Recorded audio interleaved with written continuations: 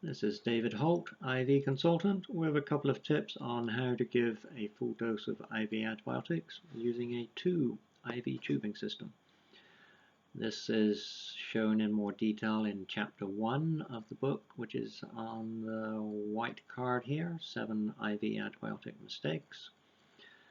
It's available on Amazon and Barnes & Noble as an ebook.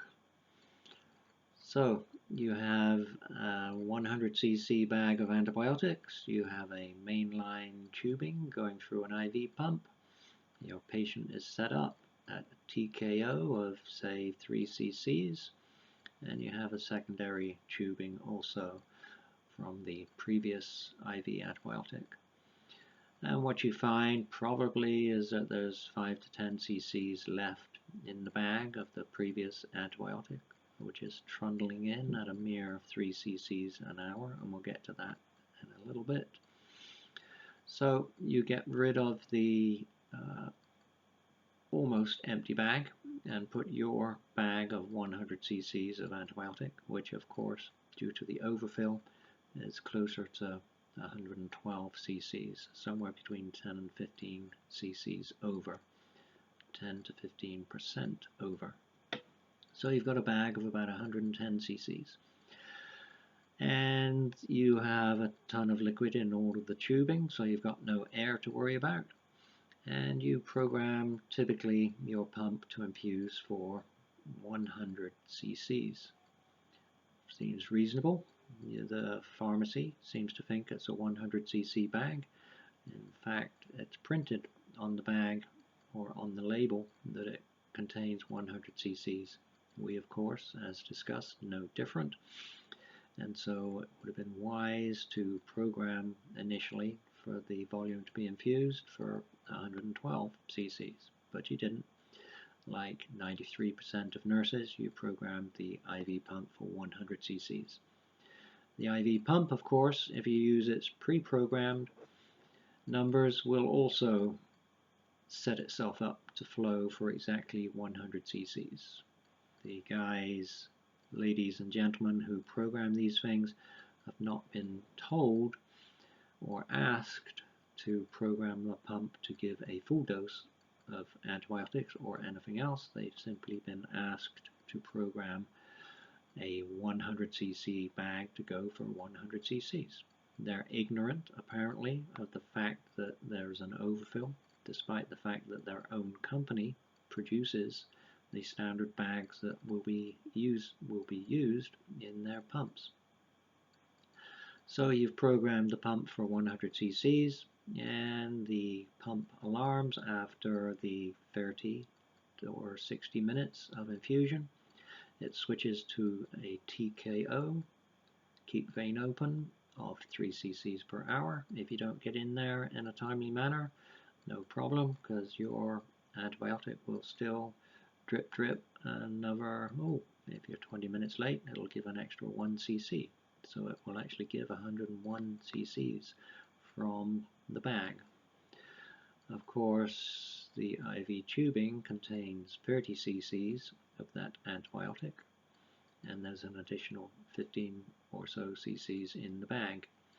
So you have successfully given a kind of dose of antibiotics. You've given about 2/3. So here's how you probably should program your IV pump.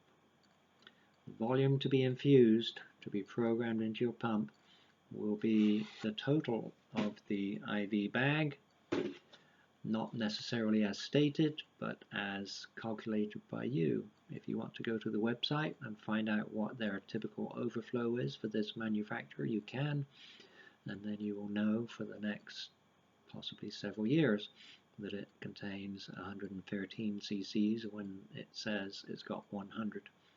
So you take that number, which is the volume stated plus the overfill.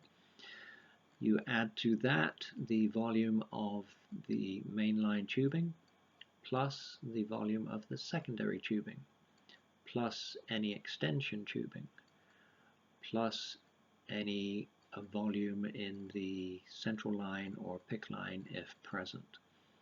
and you will find that you come up with a number somewhere between 140 and 155. That calculation is based on Holt's IV rule number 2. Happens to be my surname, whoopie-doo. There's plenty of us around. And you can calculate it for several size bags and keep a note in your pocket for what volume you need to program for the volume to be infused. If you don't do these things, the bag of antibiotics will continue to infuse at 3 cc's, or if it's a pick, it might be 10 to 30 cc's per hour, but it won't be the correct rate for that antibiotic. And so if the patient actually gets a full dose, it will be by sheer fluke, and it may take 24 hours if he's on TKO.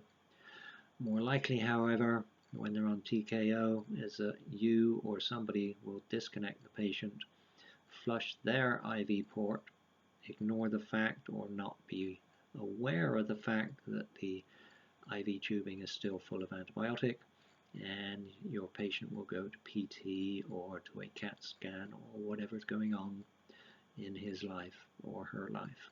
So please program sufficient volume to be infused when using a 2-tubing system.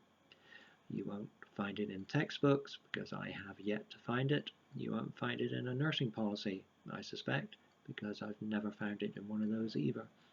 Lippincott doesn't know about it, apparently doesn't care about it. They'll give you 4 or 5 ways to wash your hands, 4 or 5 references for why you should wash your hands, but they won't tell you how to give a full dose of antibiotics. I have, and I hope you will proceed and for the rest of your nursing career do it correctly.